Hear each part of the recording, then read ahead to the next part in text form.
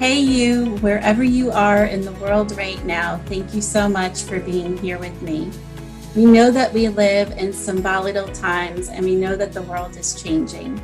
So let's create a bridge as we travel through one another's countries, removing all the labels, coming together as one people, finding our home in one world. And as we do this, this is why our signature talk today, kicking yourself out of the nest, is so important. So let's settle in as we jump right in. And today I'm very excited to welcome my guest to the show. Her name is Liz Tobin. Hi, Liz. Hi. Thanks for having me. Absolutely. Very excited to hear this message you have. Liz actually is a certified Renaissance repatterning practitioner. Resonance repatterning. It's a mouthful. Resonance repatterning. And she's a visionary who calls herself a multi-dimensional cosmic closet cleaner. That's a mouthful too. Because she works with groups of people to clear limiting patterns from the collective field. Liz is a pioneer in using the breakthrough process of distance healing proxy groups for individuals and collective healing. She is internationally respected as a caring and gifted practitioner who offers private one-on-one sessions and group sessions via telephone, the computer, and also through distance healing by proxy. Liz started her professional life as an attorney, but she left the law in search of something more uplifting that would allow her to help others bring out concrete, positive changes in their lives. This quest brought her to work at a battered women's shelter, and then she went on to become an executive director of a transitional housing program for homeless women in recovery from substance abuse, and later became the executive director of a community organizing coalition. Holy freaking smokes, you have a resume. That's amazing. So tell me a little bit more about how you get into this field of getting into, how did you say it? You corrected me on it. Resonance repatterning. Yes. Well, as you can see from my bio, I have had quite a circuitous route to actually land into my calling. And at each step of the way, I felt like I really had to kick myself out of the nest. So I started as an attorney, and I remember I was at work. It was a Tuesday morning, and it's 10 o'clock in the morning, and I have my head down on my desk.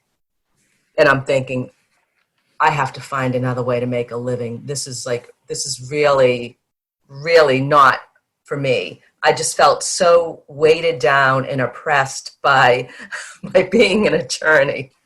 And so I decided that I would kick myself out of the nest, find something else to do. And that's when I went to work for the battered women's shelter. And at each stage, I would work at a job. I would love that job for a little while, and then I would feel like, no, this isn't quite it. And I did that for about 10 years until I finally found resonance repatterning. And I've been doing that now professionally since 2001. Wow. I know this is something that so many people struggle with, is trying to find their true self in their career. I hear this so often from people where they're trying these different things and they're going through life, and really a lot of times people are doing it because of money. Like they feel like it's the money that drives them into a field, and then they get stuck there, and then they feel like they can't leave. So I love your idea, kicking yourself out of the nest and just totally shaking up your world and redesigning life and making it totally something that you own, that is a very authentic space for you, because I think everybody has that within them. It's just a matter of tapping into it. So share with me, what are some things that you've learned over the course of your life that really brought you into this space? Because I can't imagine it was just your head down on the desk one day saying, I can't do this anymore. It was probably some more, like, there were probably some other things that happened as well to get you into that place. Well, I call it the soul patrol. It's like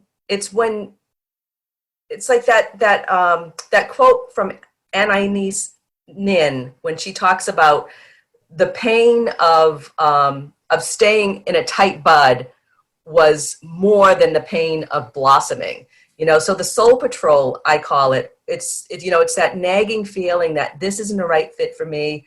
I've got to make a change. I've got to make a change. And it keeps on nagging at you, pushing you until you finally make the change. And if you don't make the change, you're just going to be miserable until you finally do muster up the courage, kick yourself out of the nest, and take that leap. Yeah. So did you have a practice run, or was there something that you did that kind of redefined how this was going to go for you? Like, was there something that changed in your life that you've never done before and it gave you the confidence to be able to go in a new direction? Well, I think leaving the law was probably the first part of it. And then I went to work at the battered women's shelter. I really loved that for a long time. And then I got really burnt out. And then my husband and I at the time decided to go to St. Thomas in the Virgin Islands because they had just had a hurricane and he had always wanted to work in disaster recovery. He was a carpenter. And at that time, I was feeling burnt out, like I needed to change. I needed a break. So I was like, yeah, I'll go to the Caribbean. Let's do that. So we thought it was going to be like maybe a 6-month little hiatus, and it turned into 18 months. And my family thought we were crazy because basically what we did was we packed up 2 duffel bags, we got on a plane, and we landed in the Virgin Islands in St. Thomas in the midst of this hurricane reconstruction. As it turned out, the week before we landed there, they had just gotten their electricity on. And so they were really still in like disaster recovery mode. And that time on that island really opened my eyes to a different way of living. That people on the island, they really were in tune with like what it was that they wanted to do with their life in terms of like a holistic aspect of it, not just like focused on, like I'm from Boston. So in Boston, the Northeast, there's a very focused career path, climb the ladder. This is what you do. Sort of like you have a career to make money to live. Whereas in the Virgin Islands, it was totally flipped around, was like you just sort of like piece together your income so you can have the lifestyle that you want. So the lifestyle kind of dictates more than sort of the quote unquote career path. And in the Virgin Islands, it just opened me to so many different new ways of thinking. I came across a few books that really were instrumental. The Celestine Prophecy was one of them. The Course in Miracles was another. This idea of most people there at that time had like a little apartment attached to their house. And so they would have like a little income from their house. It was like, oh, that's an interesting way, rather than working really hard, you can have your house like bring in a little bit of income. And so it was this whole sort of idea about like how to create a lifestyle rather than have a career. Yeah. And that idea of just like leaving everything that you once knew and just having 2 duffel bags. I don't know a lot of people who would have the courage to just leave everything like that. I think that would be a very, very difficult thing for most people to do. So it's interesting, that you just did that. You just like up and left, and this work you've done with the women's shelter, and just feeling the burnout of that. I mean, I have to imagine that would be taxing to do that kind of work, day in and day out. So I could understand that burnout feeling. But just leaving everything and, going to a new place that you've never been is just so fascinating.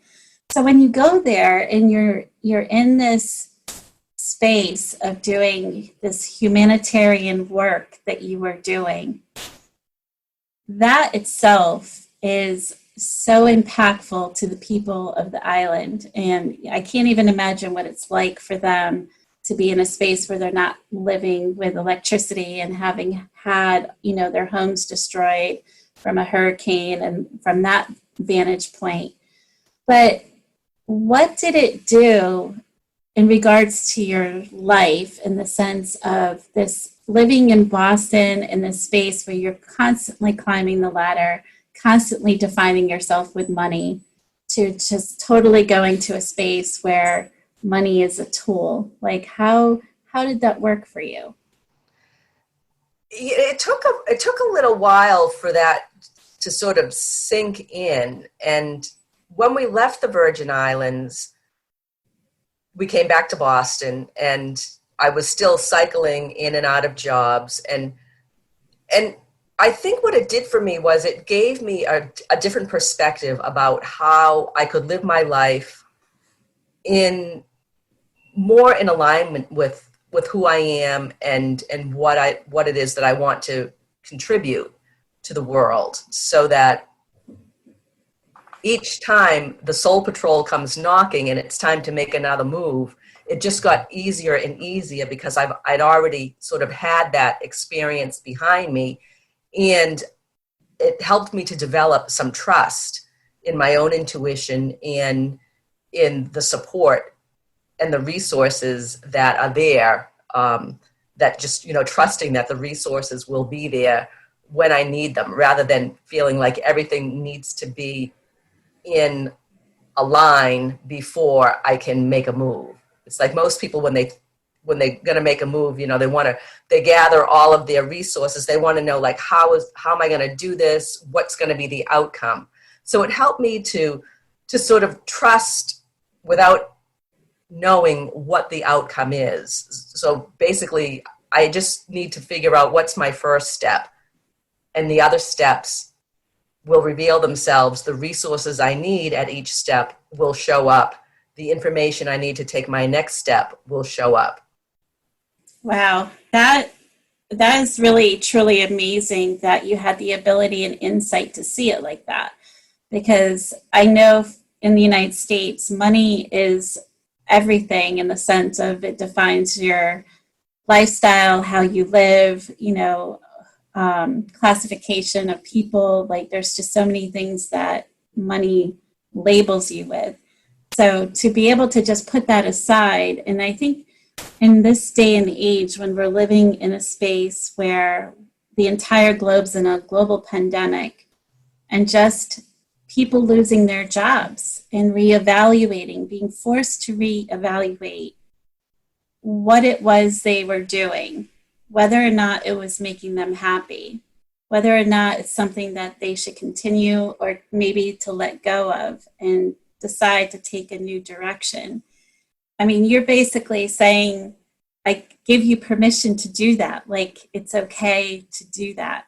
And that's really nice to hear, because I think a lot of people are afraid, really afraid. So were you ever afraid? I mean, did you ever feel afraid? All the time. Absolutely. Absolutely. And yet the Soul Patrol, that concept of the Soul Patrol, it was like my discomfort in the status quo got to be greater than my fear of making a move. And that's, what gave me the impetus. The Soul Patrol just, kept pushing me, kept knocking. And I felt like I didn't have any choice, because I knew that what I was doing was not a good fit for me. So I had no choice. I had to, answer the call. When the Soul Patrol comes knocking, you got to answer the call. And it's interesting because when I got back from St. Thomas, I was cycling in and out of jobs really quickly, and I landed in an internet company. And this was back in 2000, where the internet boom was really going gangbusters. And, you know, everybody was going to get stock options and be a millionaire and retire early. And it was just a really exciting, creative time. And then I got hired in like January of 2000. By March of 2000, the internet bubble had burst. And the company that I was working for, all of a sudden it went from being this really exciting, creative space to being this like fear-filled pressure cooker that it was like they were like a chicken with their head cut off, in that it seemed like every week there was a new focus, a new vision. And I could see the writing on the wall literally one day when I walked into work, and there was a banner in the staff lounge and it said, "Kill AOL." And I said to myself, okay, this company's doomed, because if that's our new mission, that says nothing about who we're serving and what we're doing and why we're doing it. They have totally lost their vision. Now they're just reacting out of fear. And during that time, I had been introduced to resonance repatterning and was using the resonance repatterning process through that time. And I decided in that moment, when I saw that "Kill AOL" banner, that I was going to really focus on learning resonance repatterning, because I could see at some point this company was going to go down the tubes. And my hope was it was going to be in 5 years, when I was totally vested. And actually what happened was, like 6 months later, I was unemployed. And so I decided to use that time to reinvent myself, to get certified in resonance repatterning, and to start my practice. And I decided not to go look for another job, because the time that I would be spending at that job would have been time taken away from actually building my practice. And so that was, it's kind of like I could see a parallel between that time and 2008, when the economy crashed, and again, a parallel to what's going on today in the pandemic, that a lot of people are going to be forced to reinvent themselves. And I was lucky that I had this tool, resonance repatterning, to help me work through the fear, help me work through the blocks, and help me to align my energy with what I was trying to create. But yeah, it was intense. Yeah, and it just goes to show you that throughout your journey in life, things that you think are uncomfortable, or those moments of change that really are uncomfortable. Like I always say, when you're uncomfortable, you're changing and you're blooming. And that's a beautiful place to be, right? But those moments that we're uncomfortable and we're changing are actually springboards into our next space. They're the springboards that allow us to be where it is that we're going. And I see that in your journey with your life, like as you had talked about, just going from the space of being a lawyer and being very successful, but not enjoying it. And then, kind of just throwing caution to the wind and, taking these next steps. I mean, it's just been really amazing. And for anyone listening, and they're questioning their own journey and their own discomfort, I mean, it really is okay to explore and move forward with whatever it is that they're being called to do. As you said, the soul patrol knocking. But I wonder too, if you could talk a little bit about that soul patrol piece. Like, how does it knock on people that it is showing up in such a way that it's kind of signaling to you that maybe where you're at right now isn't where you're supposed to be?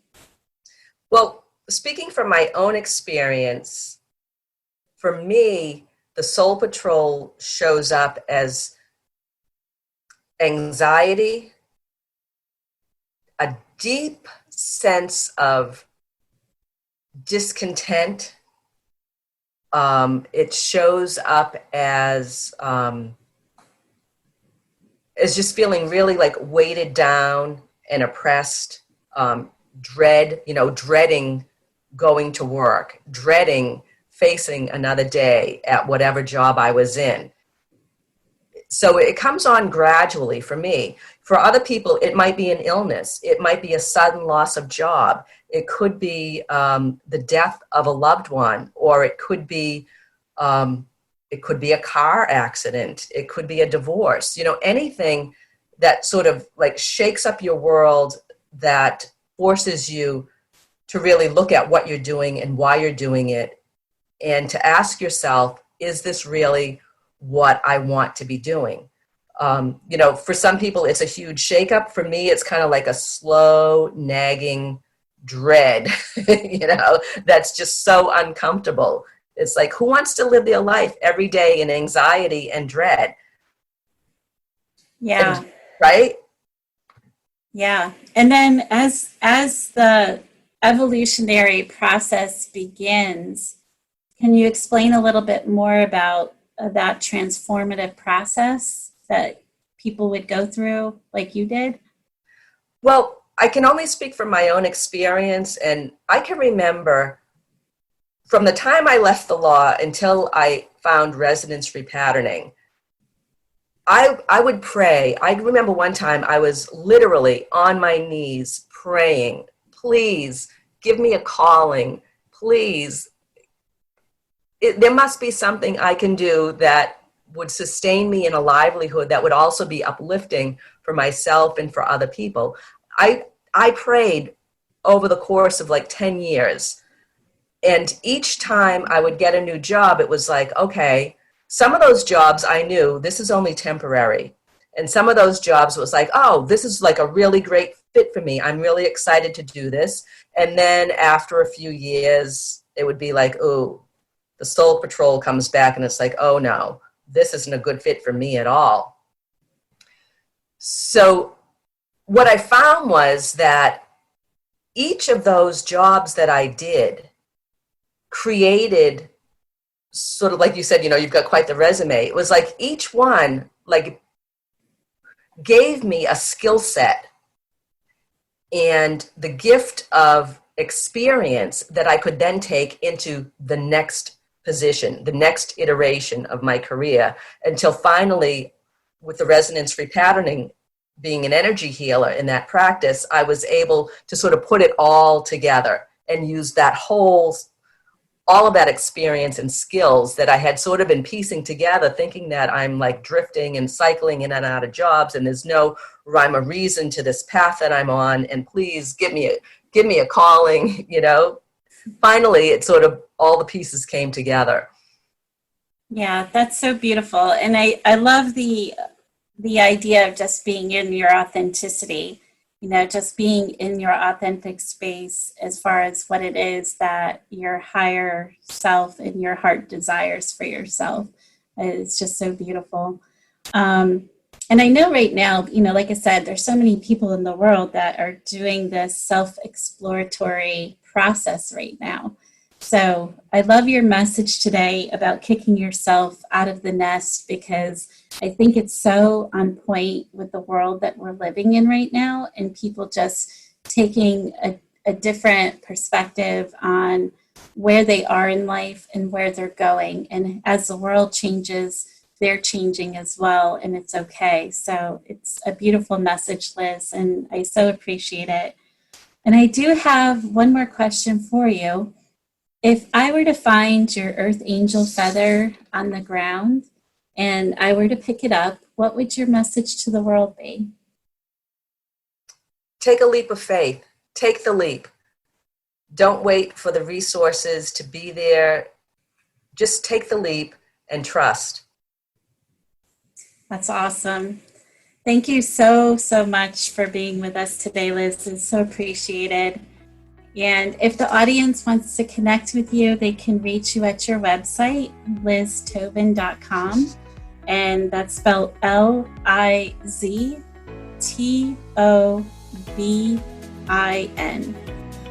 That's all we have time for today. This is Catherine Daniels reminding you to live your authentic life in peace. And as always, retreat to peace. We'll see you next time.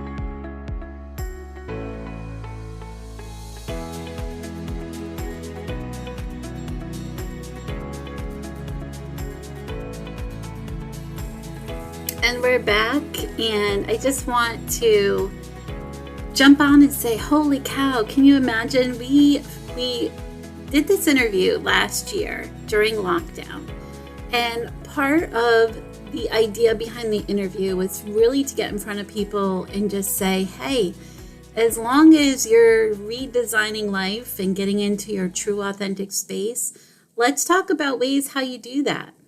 And the really cool thing about what we talked about is how we look at so many different things like money, for example.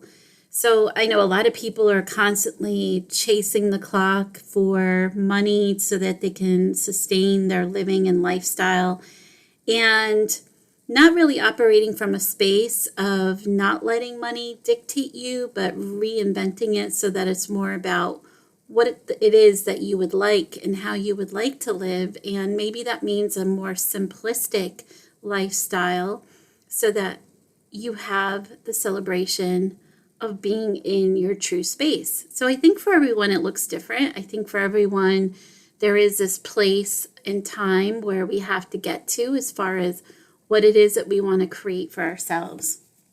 So how do we do that when the world is changing all around us and it just feels like there's so many things that are outside of our control, and somehow, some way, we have to find a way to operate these waters and get to a place where we can still be our true self. So how do we do that?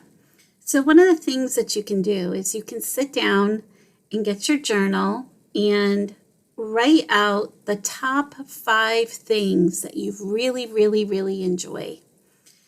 Write them all out on your journal, and then think about what are the top 5 things that you do really, really well. And then match them up and see what it is that surfaces to the top and get a gauge of who this true, authentic person is and the things that make you, you. But then also, on that same piece of paper, think about the things that make you happy. Think about the things, the places, the people, whatever it may be that makes you truly happy. Everyone has something that they find complete joy with. For some people, it could be very simple. It could be the color of a flower. It could be being outside. It could be the sheer laughter of a little baby. Or there's so many different things. So think about the things that give you joy. Think about the things that give you that happy feeling and what it is that is your true, authentic self. Part of Retreat to Peace is to bring people to a place where even when times are dark and there's this darkness that surrounds us and there's a lot of evil that surrounds us, that we can bring up our vibration and go into the light. Each and every one of us, as we raise our vibration, as we go into the light and we reach a higher state of consciousness and we reach a higher state closer to God, we naturally are healing the planet. We naturally are healing the world. We naturally are offsetting the evil forces that are trying to bring us down. So it is important to get out of a low vibe, turn your music on, switch your vibration from a low state to a high state as fast as possible, and make sure that you're eating good food. Make sure you're detoxing your body. Make sure you're detoxing your skin with Epsom salts, but detox your body with water. Detox your body by eating good foods. Make your body strong and healthy, and every decision, make it around healing. Because the world that we're living in right now, it's hard. We don't need to make it any harder. I have 2 very dear friends last week who confided in me that they are going through some really difficult medical things with their bodies. And both of them could be life-threatening to the point where they could lose their lives pretty quickly. We're all in this space every single day. Every single day we're in this space. But it's so important not to live in the fear. It's so important to remove fear from our vocabulary and just know that we're wrapped in the arms of our Father, our God, our Savior. And the more that we do that, the more we can give ourselves to this place and surrender, the more we're going to have peace. And it won't matter what happens to our bodies. It won't matter because we know spiritually where we're going. We know spiritually where we're going to sit, where we're going to be. It doesn't matter. When you do things right now, think about what it is that you're doing. Are you operating from anxiety, depression, a fear space, a low vibration? Or are you lifting yourself into the highest dimensional plane that you possibly can be? Recently, I read an article that stated creativity, 45 minutes of creativity will ward off depression. It will ward off anxiety. It will ward off these low vibrational states. How can you be creative for 45 minutes? There are so many ways. You can color, you can sew, you can knit, you can draw, you can paint. There's so many different ways to be creative, and just use that to get your mind present in what it is that you're doing and creating, and removing your mind from the space of the what ifs or the what is going to happen, or all of these thoughts that create these loops inside your head that bring you down. Get out of the loops. Do the things that are going to help you rise, and do the things that are going to help you get out of these circular loops. It's also important to think about where things are sitting in your body. If you're feeling the stress is sitting in a particular place in your body, take a moment to recognize where it is that it's sitting. Close your eyes. Meditate on that space. Ask that part of you to try to relax and release some of the tension that you're feeling in that space. Learn to find ways to detox your body. But get back to Liz's conversation about creating the life that you want. Is there ever a time that you can remember where you wanted something so badly?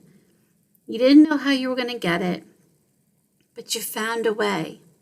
You found a way to attain whatever it was that you set your mind on. That's kind of the thought process Liz is talking about. And I like her soul patrol because, again, it's this inner accountability that we have within our own bodies that keeps us on track. And when we ignore those inner voices, we tend to get off track, and then things start to come undone. It's important that we take time to listen to those inner voices. And one of the things that I like to do is just journal it out. I like to just get rid of it and take a look at it, see what it is that I'm being guided, or what it is that is being told to me. And for a lot of my soul work, a lot of it comes through at night, through my dreams, through the communication that I receive. There's lots of different ways that you are being communicated to from natural forces. So if you've had loved ones who've passed on and you're feeling really lonely, they might show up in different forms to let you know that they are with you, that you're not alone. So if you've seen that butterfly or that cardinal, they're there for you. They're trying to let you know that they're there for you. So thank them, and just thank them for their presence, because it takes so much energy for them to do that for you. And most people do believe that this is a thing, and it really is a thing. I can tell you it's a thing, but it's important to acknowledge it. It's important to let them know that you do see them, you do feel them, you do have this sixth sense that they are with you, because we're all wired innately to be able to have this ability. It's not something that is selected few people have. It's something that everybody has, but it's whether or not you choose to tap into it and to use it for good. So when we talk about using it for good, it really is for that. It's to use it for good. There's so much evil in the world. There's so much evil in the world. And I think being mindful to what it is that's showing up and making a conscious decision not to engage it or not to allow it into your life is part of combating what it is that we're experiencing right now in the world. So be mindful of what it is that you are letting into your life and your family, and be mindful to what it is that you're allowing into your body, what you're allowing into your spaces. Just be mindful to where you sit with all of it. It is really important to do that. As part of our continued ongoing process of Retreat to Peace, I'm so excited that we're coming up on a year of this show. I mean, it's been absolutely phenomenal. The last couple of weeks, I had the great privilege of interviewing Jackie. We got into some really deep conversation around some really sensitive topics around sexual abuse, but also how to help heal and move and grow from that space.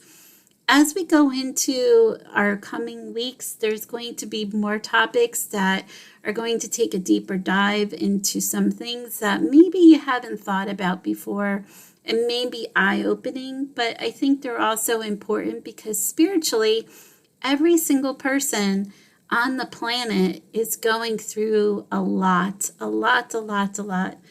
When God called me to do Retreat to Peace over a year ago, I really prayed for guidance as to what to bring to the audience. And he was abundantly clear with me that I was not to be interviewing celebrities because the celebrity scene is very corrupt.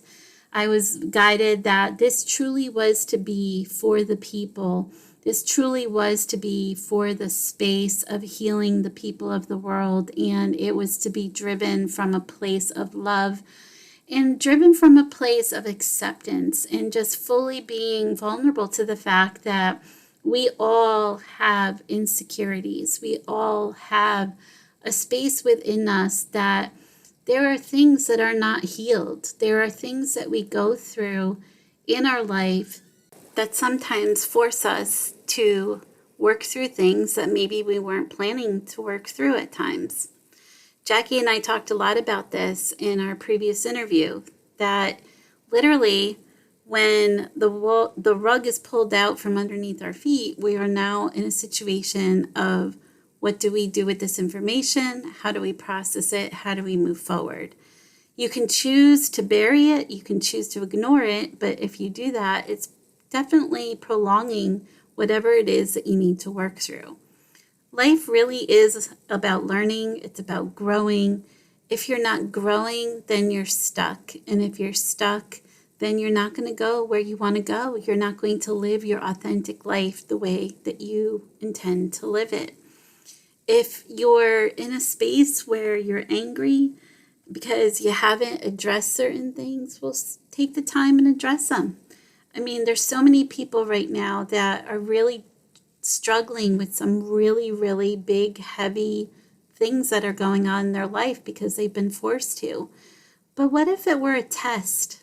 What if it were a test of your resolve, your faith? What if it was a test of your commitment to yourself, to God? What if it was a test to see how strong you are to be able to survive whatever it is that you are being tested with? I have always said, no matter who I've talked to, when I was that little girl and my mother locked me in a closet and I had gone through so much as a little girl, just with a lot of abuse and abandonment and all the different things I had experienced, I've always said that that was a gift. People would look at me like I had 3 heads, and I would laugh and I would say, you don't understand. It was gifted to me so I could use it for good for the world. And that's exactly what it is I'm doing. So as I come into this space of being on the air for a year with Retreat to Peace, interviewing all kinds of speakers, I'm also being guided that it is an opportunity and a time where not only do we have to raise our vibration around the globe, we have to raise our personal vibrations as far as our authenticity, our truth, how we're living in our soul self. And we have to make sure that every single person we talk to, we bring to light that part of ourselves, because the more that we do that, the more we're going to be able to help other people. There's so much darkness, so much evil, and we really, really do have to get back to what is good. Don't dwell in evil spaces or in the darkness. Don't live there. Get out of those spaces and get into the light, your own beautiful, bright light, the way that God intended for you. So, how do you push yourself out of the nest? What do?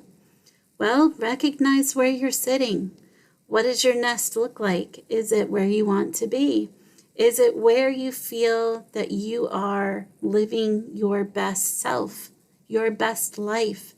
Is it where you feel like this is the place that I am truly authentic and in my own skin and in my own soul self, the best version of me?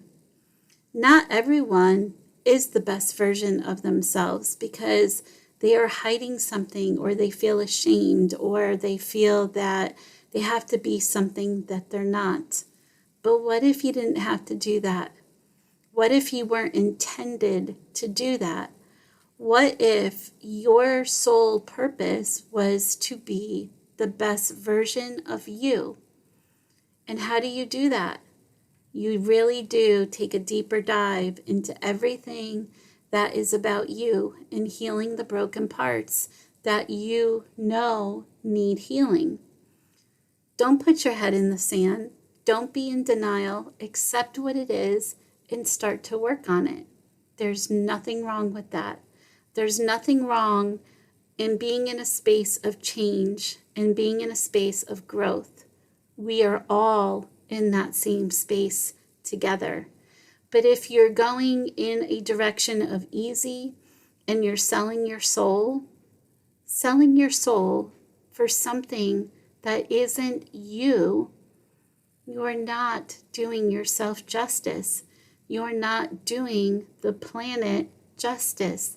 You're not helping to heal the world. So be in your true self. Be in your authentic space, wherever you are. I know it's a struggle. Trust me, I know.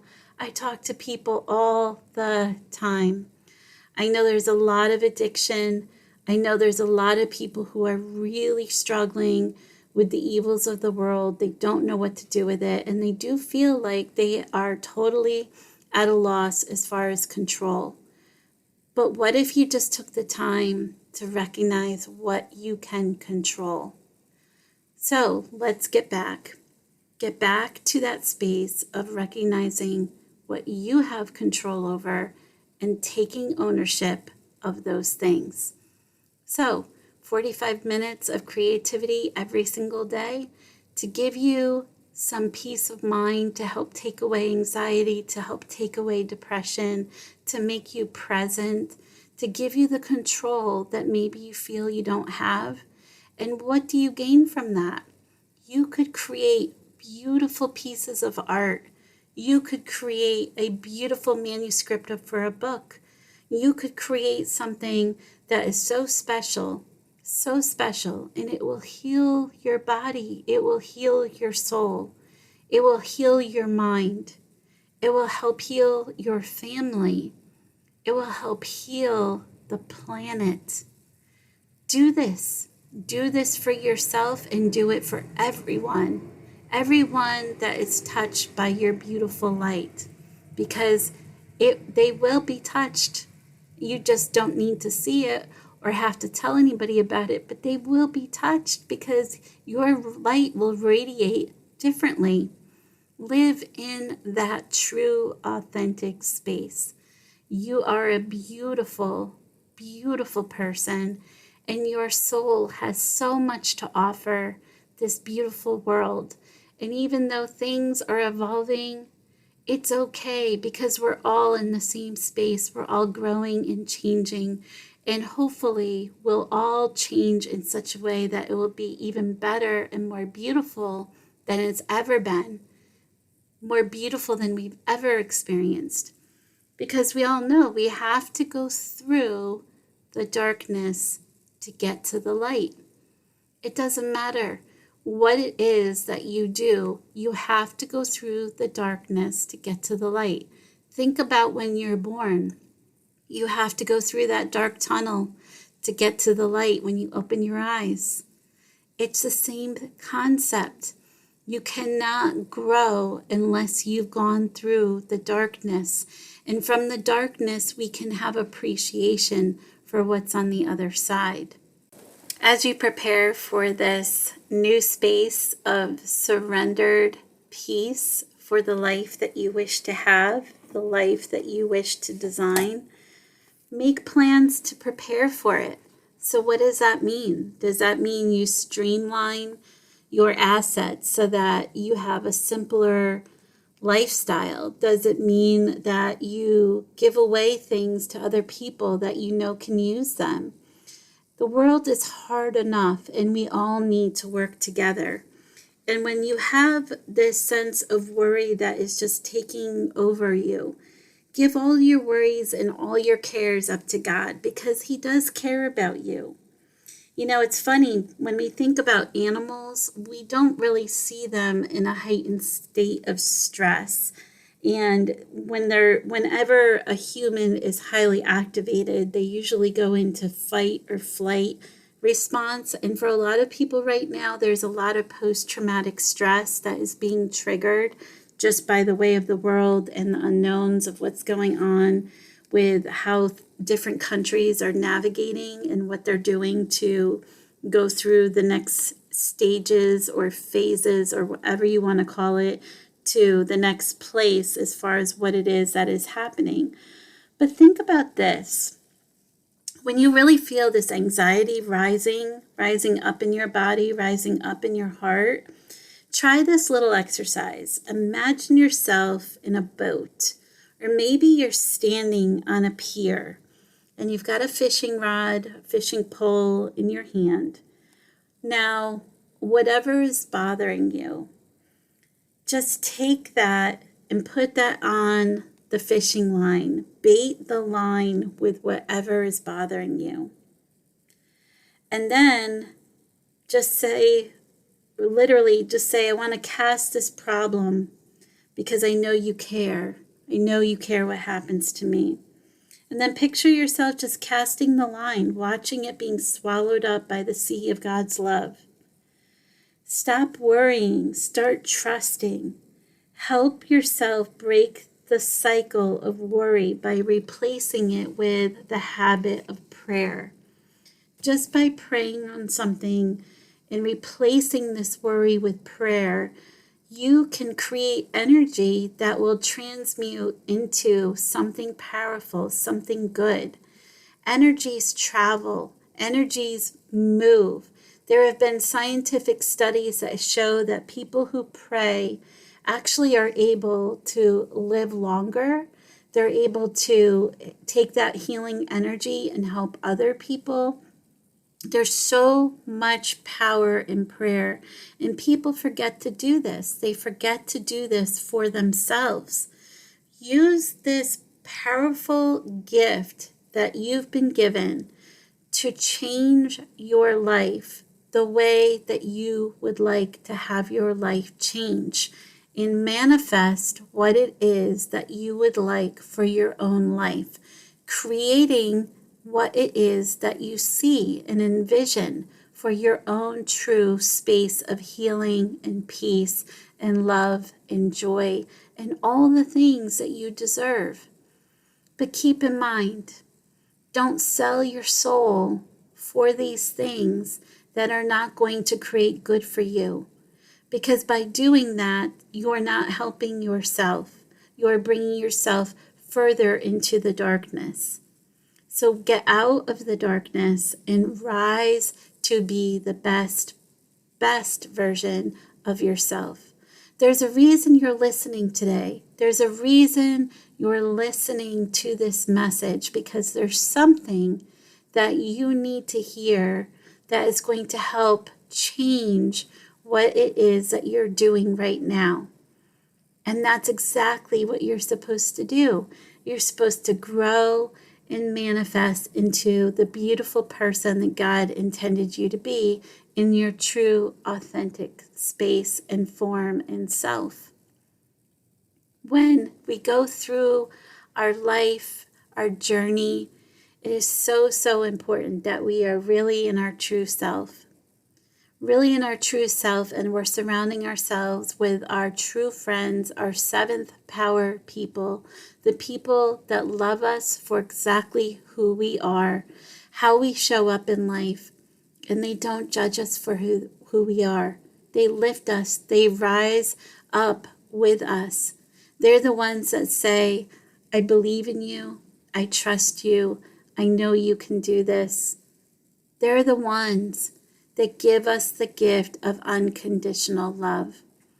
If you already have this in your life, it is a gift. Wrap your arms around it for as long as you have it. If you've never experienced it, continue to seek it out. You'll find it. Pray on it. It will manifest. If it's something that you had and you lost, hold on to what you had. It's okay. But know that it's not lost, because it's forever a part of who you are. It's forever in your heart, your soul, and your DNA. It's a beautiful, beautiful thing. I know for a lot of people that they're in a space of struggling because they just are looking for perfection. They're looking for something in the image of what they expect to be perfect. But I ask you,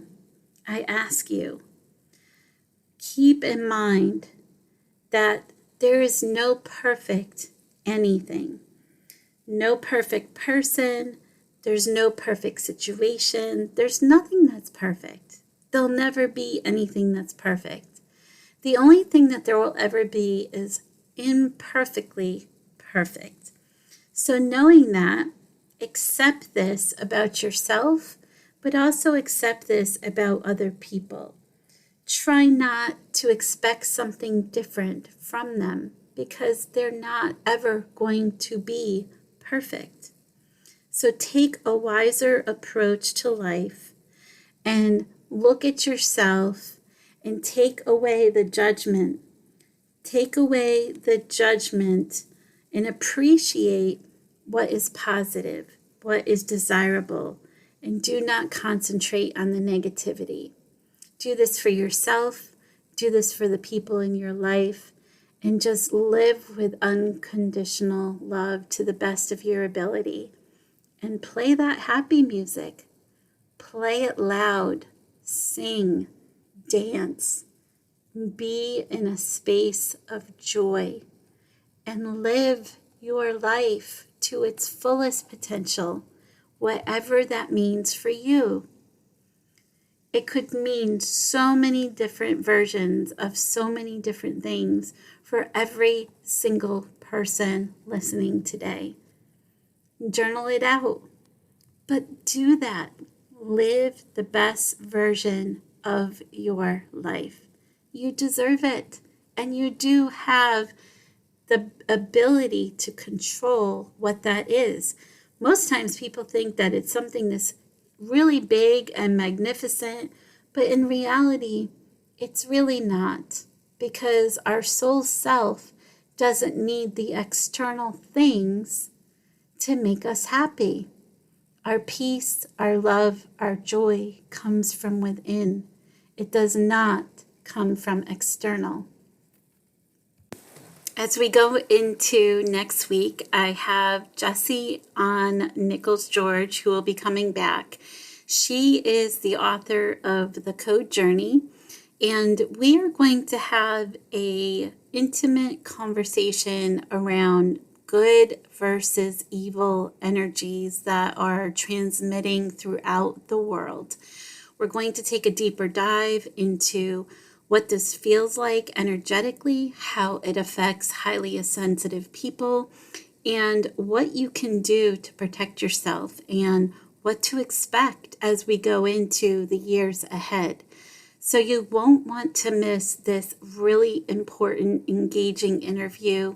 We are going to cover so many things and probably shed some light on things that maybe you didn't know about, but in a gentle way that will help you understand some of what is occurring in the world. So I hope that you'll take the time to spend with me during this very important interview and conversation around what it is that we're experiencing in the world, how we can navigate, and how we can move forward. She has a lot to offer, a lot to say, and I know it's going to be riveting and so important for everybody in this audience to hear. So take the time to listen to this interview, and as always, I hope you have a beautiful week ahead. And as always, live your life with authenticity, live in your authentic space, and live your life in peace. This is Catherine Daniels reminding you to retreat to peace, and we'll see you next time.